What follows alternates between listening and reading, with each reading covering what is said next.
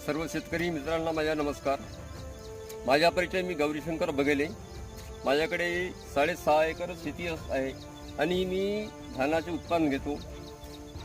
मी प्रत्येक व्हेरायटीचे धान लावत असतो, परंतु त्याच्यामध्ये यावर्षी मी न्यूजेट कंपनीचा पुष्कळ धान चॉईस केला। याच्यात माझ्या असं लक्षात आलं, मी हा प्रयोगच केला की जर आपल्याकडे रोगराईचा प्रादुर्भाव असतो ना, जर आपण दवाचा यूज न करता आपल्याला किती उत्पन्न मिळेल याचा फक्त मी प्रयोग करायचा याने प्रयत्न केला। त्याच्यामध्ये माझे असं लक्षात आलं, या धानात मी 1 रुपयाची सुद्धा दवाचा यूज केला नाही।